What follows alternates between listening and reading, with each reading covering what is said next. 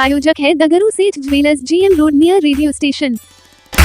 मिथिला विश्वविद्यालय के दर्शन शास्त्र विभाग के द्वारा जुबली हॉल में राष्ट्रीय सेमिनार का किया गया आयोजन। कुलपति के साथ ही आए अतिथियों ने संयुक्त रूप से दीप प्रज्वलित कर कार्यक्रम का किया उद्घाटन। दरभंगा के मिथिला विश्वविद्यालय के स्नातकोत्तर दर्शन शास्त्र विभाग के तत्वाधान में भारतीय दार्शनिक अनुसंधान परिषद, शिक्षा मंत्रालय, भारत सरकार, नई दिल्ली के वित्तीय सहयोग से 12वें अंतर्राष्ट्रीय योग दिवस 2026 के उपलक्ष्य में जुबली हॉल में योग के माध्यम से आरोग्य एवं आनंद, भारतीय ज्ञान परंपरा के अंतर्निहित प्रज्ञा विषय पर निःशुल्क राष्ट्रीय सेमिनार का आयोजन किया गया।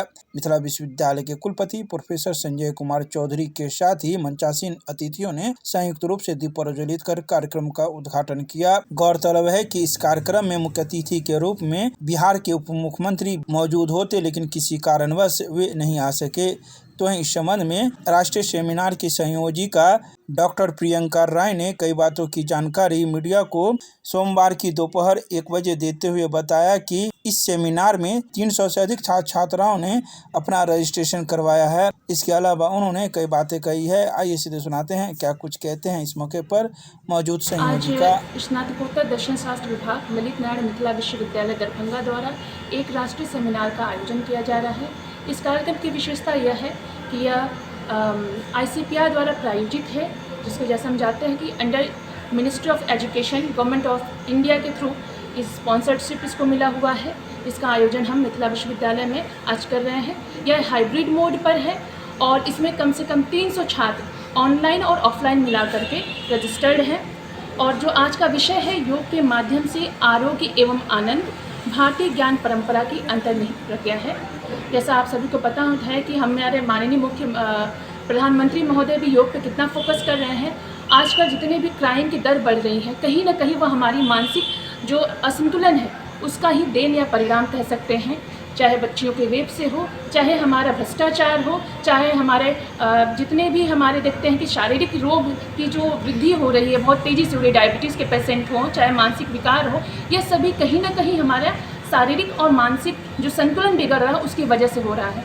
यद्यपि यह एक संगोष्ठी एक दिवसीय है, लेकिन इस एक दिवसीय समय में ही, इस एक दिवसीय राष्ट्रीय संगोष्ठी में ही हमारी यह कोशिश है कि हम मनुष्य के अंतर्निहित जो प्रज्ञा है, हम देवतुल्य हैं, हमारे अंदर वह प्रज्ञा निहित है, लेकिन किसी न किसी कारण से अज्ञानवश वह ढक गई है। तो हम उन्हीं को जगाने का एक प्रयास कर रहे हैं। यदि इस प्रयास से थोड़े भी यदि उससे प्रभावित लोग होते हैं और हमारे समाज का एक व्यक्ति भी यदि बदलता है तो कुछ न कुछ प्रभाव पड़ेगा। इसी संकल्प के साथ हम इस राष्ट्रीय संगोष्ठी का आयोजन कर रहे हैं। इसमें आनंद प्रकाश राय, जो कि यहाँ के मुख्य वक्ता हैं, हमारे आमंत्रित वक्ता हैं, the art of living Bangalore से, उनको बुलाया गया है, जो कि प्रयोग के द्वारा आप सभी इसके साक्षी बने हैं कि किस प्रकार से हम अपने माइंड को कंट्रोल में कर सकते हैं। जब माइंड अनकंट्रोल होता है तभी अपराध की घटनाएं ज़्यादा होती हैं, तभी हमारे बीच में असहिष्णुता फैलती है। तो उस पर भी फोकस किया जा रहा है। दूसरे हमारे मुख्य वक्ता हैं डॉक्टर रुद्रकांत अमर, जो कि पूर्व विभागाध्यक्ष रहे स्नातकोत्तर दर्शन शास्त्र विभाग के। उनका अभी स्पीच चल रहा है। उनका मेन फोकस है कि हम आखिर जो योग है, जिसके प्रत्येक अध्याय का नाम ही योग है, तो उस पर फोकस किया गया है कि वो योग में क्या क्या ऐसी बातें कही गई हैं जिसको हम लोग आत्मसात करके अपने जीवन की दिशा को बदल सकते हैं, सदविकास को चरितार्थ कर सकते हैं। और तीसरे स्पीकर प्रोफेसर कुसुम कुमारी मैम है, जो कि मगध विश्वविद्यालय की पूर्व कुलपति रह चुकी हैं। उनका भाषण है वो मुख्यतः भारतीय ज्ञान परंपरा में निहित अंतर्निहित जो प्रज्ञा है उस पर वो फोकस करेंगे कि किस प्रकार योग के माध्यम से हम आरोग्य अर्थात स्वस्थ जीवन और आनंद को प्राप्त कर सकते हैं। क्षणिक सुख को हम समझें कि क्षणिक सुख और आनंद में अंतर क्या है। हम अधिकतर सुख और आनंद को एक ही कर देते हैं, जबकि सुख जो होता है वो क्षणिक होता है और आनंद स्थायी होता है। हमारा जो भारतीय ज्ञान परंपरा है वह आनंद को ध्येय मान करके हमेशा कार्य करता रहा है, लेकिन अभी जो वर्तमान समय में जो भौतिकतावादी युद्ध है वो कहीं न कहीं सुख को केंद्रित करके कार्य करता है। जब सुख को केंद्रित करके कार्य करता है, जिससे कि अपराध की घटनाएं, और किस प्रकार से हम योग के माध्यम से अपने शारीरिक विकारों को, अपने मानसिक विकारों को दूर कर सकते हैं, जिसके लिए हमारे 3 मुख्य वक्ता यहाँ पे हैं। आज के जो मुख्य अतिथि हैं वह है प्रोफेसर संजय कुमार चौधरी। जैसा कि आप सभी को पता होगा कि हमारे डिप्टी CM सभी लोग आमंत्रित होने वाले थे, लेकिन किसी कारणवश वह नहीं आ पाए हैं। उनकी बहुत बिजी शेड्यूल हो गया, जिसके कारण अपरिहार्य कारणवश वह नहीं आ पाए हैं। मेरा नाम हुआ डॉक्टर प्रियंका राय। मैं सहायक प्राध्यापिका से सीनियर स्टेट दर्शन शास्त्र विभाग की हूँ। मैं ही इस कार्यक्रम की संयोजिका हूँ। श्री श्री जगन्नाथ रथ यात्रा की तैयारी अंतिम चरण में। विशाल रथ बनकर हुआ तैयार। 16 जुलाई को निकलेगी रथ यात्रा। इस्कॉन मंदिर दरभंगा के द्वारा 16 जुलाई 2026 दिन गुरुवार को श्री श्री जगन्नाथ रथ यात्रा का भव्य आयोजन किया जा रहा है। यह रथ यात्रा पोलो फील्ड लहरियासराय से आरंभ होकर हजमा चौक, दारूभट्टी चौक, बाकरगंज, नाका 6, नाका 5, Mirzapur, Poonam cinema road, Darbhanga tower होते हुए महाराजी पुल के रास्ते इस्कॉन मंदिर शुभंकरपुर में विराम लेगी। इस रथ यात्रा का मुख्य आकर्षण स्वयं भगवान श्री जगन्नाथ, बलदेव, सुभद्रा और सुदर्शन जी का भव्य विग्रह होगा, जो स्वयं पूरी धाम से चलकर दरभंगा के शहरवासियों को अनंत कृपा एवं दिव्य आनंद प्रदान करने आएंगे।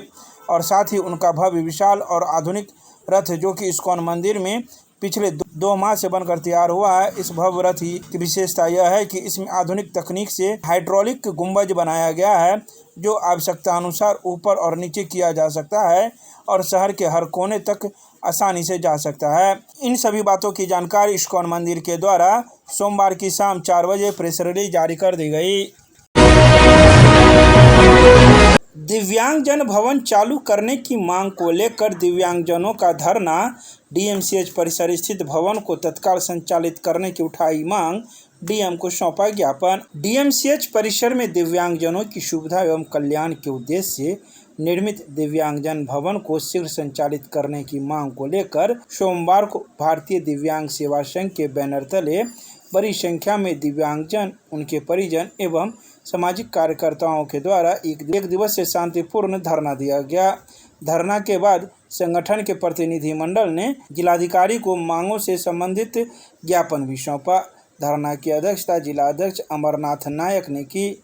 उन्होंने कहा कि सरकार द्वारा दिव्यांगजनों की सुविधा के लिए भवन का निर्माण कराया गया, लेकिन अब तक इसे उपयोग के लिए चालू नहीं किया गया। इसके अलावा उन्होंने कई बातें कही है। आइए सीधे सुनाते हैं क्या कुछ कहते हैं सोमवार की दोपहर 2:30 बजे मौजूद लोग। मेरा नाम वैद्यनाथ कुमार है और हमेशा हम समाज के प्रति खड़ा होते हैं। आज हमारे दिव्यांग भाइयों के साथ समस्या है। जब कोई हॉस्पिटल में आते हैं तो वहाँ रहने के लिए सुविधा होती है। हम लोग कमाते नहीं हैं, ये नहीं करते हैं जो बड़े बड़े होटल में रूम लेकर अपना इलाज करें, वहाँ रखें। और वहाँ पे रूम था तो वहाँ रहने का व्यवस्था था, थोड़ी मोड़ी खाना भी रखा जाता था, जिससे कोई दिव्यांग के पास पैसा नहीं रहता था तो वहाँ दिया जाता था। बस सरकार से यही मांग करना चाहते हैं। मेरा भवन ऑलरेडी पहले दिया गया था, आज तो सब दीजिए। नाम वैद्यनाथ कुमार। पहले सरकार यह काम कर दिया है, जो विकलांग भवन डीएमसीएच प्रांगण में इमरजेंसी गेट पे बना हुआ है और वो विकलांग आले है। आप लोग जाके उसको चेक कर सकते हैं कि हम झूठ बोल रहे हैं या सच बोल रहे हैं। 20 बरस पहले बना और उसमें विकलांग दूर दराज से, जैसे कुशेश्वर, अलीनगर, किरतपुर, घनश्यामपुर, बहेरी, केवटी, सिंहवाड़ा, ये सारे जगह का दिव्यांग जो इलाज कराने आते थे तो रात बिरात हो जाता है। तो हम लोग को होटल में कोई भी होटल वाला तो दूर यार विकलांग कहीं बम्बूत देगा, हक देगा, नहीं देता है सर। तो हमारा जब हक है, हम भीख नहीं मांग रहे हैं, मैं अपने अधिकार मांग रहा हूँ। विकलांग भवन बना हुआ है, मैंने डीएम साहब को ज्ञापन सौंपा हूँ और मैं डीएम साहब से कहा हूँ कि सर ये विकलांग भवन में शुगर रैन बसेरा कर रहा है और हम लोग रोड पर भटक रहे हैं। पहले प्लेटफार्म पर भी जाके सो जाते थे, वहाँ भी अब जो है जीआरपी वाला लाठी मार के भगाता है। मैंने अपनी आंखों से देखा हूँ और मैं 330 पंचायत घूमता हूँ हर दिन, और विकलांगों को क्या कष्ट है मैं उजागर करने पर लगा रहता हूँ। लेकिन कुछ दलाल जो है, जो अफसरशाही में हम लोगों को दबा के चल रहा है, लेकिन खैर उसके लिए हमको कोई दिक्कत नहीं है। हमारा विकलांग भवन करोड़ रुपया का बन के तैयार है। हम लोग को भवन चाहिए, हम रोड पर नहीं भटकेंगे, हम रोड पे नहीं सोएंगे। अब जो है रोड पे सोने वाली समय नहीं है। अब इतना हाईवा, इतना स्पीड गाड़ी चलता है कि विकलांग को साइड में रहता है तो ठोका जाता है, और ठोकता है तो सीधा ऊपर की ओर पहुंच जाता है। आज इस धरना पे हम दिव्यांगजन बैठे हुए हैं। यह इस बात की प्रामाणिकता है कि हम व्यवस्था में विश्वास रखते हैं, और ये व्यवस्था में विश्वास रखने का ही परिणाम है कि हम लोग संवैधानिक रास्ता को अपनाए हैं। मैं जिला प्रशासन या यहाँ किसी भी व्यक्ति से टकराव के लिए नहीं आया हूँ, किसी के खिलाफ के लिए नहीं आया हूँ। मैं वो मांग के लिए आया हूँ जो आप पहले मुझे दे चुके हैं। हम दिव्यांगजनों के लिए DMCH के परिसर में दिव्यांग एसोसिएशन के संचालन के लिए भवन का निर्माण करवाया गया था वर्षों पहले, और उस भवन पे ताला लगाया गया है। जब दिव्यांग के लिए भवन बनाया गया है तो उस पे ताला लगाने की क्या आवश्यकता थी? वो ताला दिव्यांग भवन पे लगा हुआ ताला न केवल एक भवन पे ताला लगा है, बल्कि एक दिव्यांग की उम्मीद पे ताला लगा हुआ है, एक दिव्यांग के सपना पे ताला लगा हुआ है, एक दिव्यांग के विश्वास पे ताला लगा हुआ है, एक दिव्यांग के भरोसा पे ताला लगा हुआ है, एक दिव्यांग के हौसला पे ताला लगा हुआ है, जिससे वो आत्मनिर्भरता की ओर बढ़ सकता था। हम जिला प्रशासन से अपेक्षा करते हैं कि आप हमारे इस विश्वास का इतना धैर्य परीक्षा नहीं लीजिए कि हमारा धैर्य टूट जाए और हम असंवैधानिक रास्ता को अपनाएं। हम आपसे अपेक्षा करते हैं कि हमारे विश्वास का सम्मान करेंगे और दिव्यांग के सम्मान का कृपा प्रदान करेंगे। गोविंद कुमार सहनी। दरभंगा जिलाधिकारी की अध्यक्षता में जिला स्तरीय समन्वय समिति की हुई बैठक। राशन कार्ड निर्माण सहयोग शिविर, टीबी मुक्त भारत अभियान एवं ठोस अपशिष्ट प्रबंधन की हुई समीक्षा। दरभंगा के अम्बेडकर सभागार में दरभंगा जिलाधिकारी कौशल कुमार की अध्यक्षता में जिला स्तरीय समन्वय समिति की बैठक आयोजित की गई। बैठक में विभिन्न विभागों से संबंधित लंबित मामलों के जन शिकायतों, विकासात्मक योजनाओं तथा सहयोग शिविर की तैयारियों की विस्तृत समीक्षा की गई। बैठक के दौरान मानवाधिकार, लोकायुक्त, RTPS, न्यायालयों में लंबित वाद, मुख्यमंत्री जनता दरबार, ACDC बिल, सहकारिता, कृषि, राजस्व एवं जन शिकायतों से संबंधित मामलों की विभागवार समीक्षा की गई। जिलाधिकारी ने सभी संबंधित विभागों के पदाधिकारियों को निर्देश दिया कि लंबित मामलों की गुणवत्तापूर्ण एवं निर्धारित समय सीमा के भीतर निष्पादन सुनिश्चित किया जाए। इसके अलावा जिलाधिकारी ने कई आवश्यक दिशा निर्देश दिए। तो इन सभी बातों की जानकारी सोमवार को दोपहर 3 बजे जिला जनसंपर्क के द्वारा प्रेस रिलीज जारी कर दी गई।